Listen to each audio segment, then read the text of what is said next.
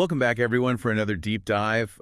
Today, we're going back to the early 20th century to a rural West Virginia. Yeah, love this era, and the source material we have for this is really something special. It is, it focuses on the story of a young girl and her grandfather. A really heartwarming connection.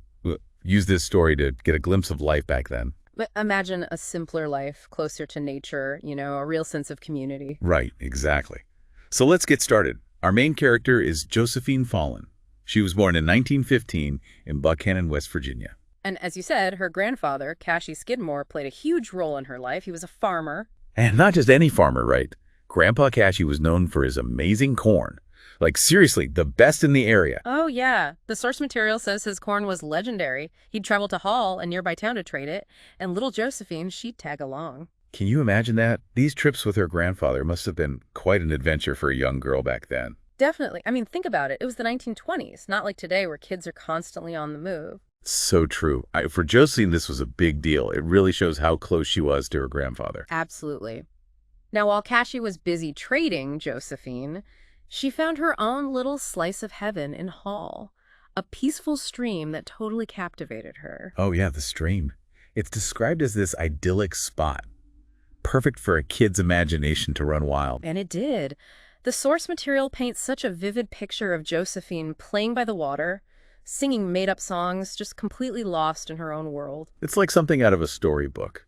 I can picture her in a simple gingham dress, sitting on a smooth rock by the water. The source material actually mentions the gingham dress. It's a lovely detail. It even says that she imagined herself as a water nymph guarding the stream. Wow, that's so sweet. It really speaks to her connection to nature.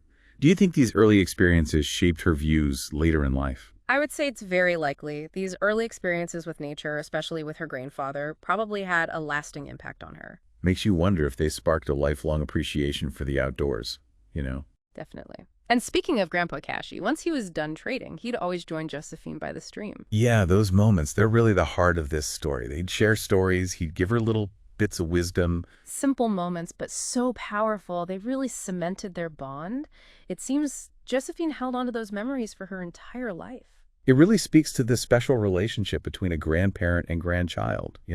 It's something many people can relate to. Absolutely. It transcends time, really. I mean, even though their lives were so different from ours, the emotions, the connection, it's universal. So true. Josephine's story is a beautiful reminder that sometimes the most meaningful things in life are the simplest. It is. A loving family, the joy of being close to nature. These things, they never go out of style.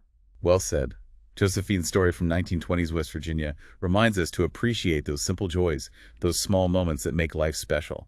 Yeah, we all have them, those childhood memories that still bring a smile to our face. What are some of yours? Think about that for a moment. It's really something to reflect on, isn't it? The experiences that shape us, the people who leave a lasting mark. And on that note, thanks for joining us for another deep dive. Until next time. Take care, everyone, and don't forget to appreciate the simple joys in your life. See you next time. Bye!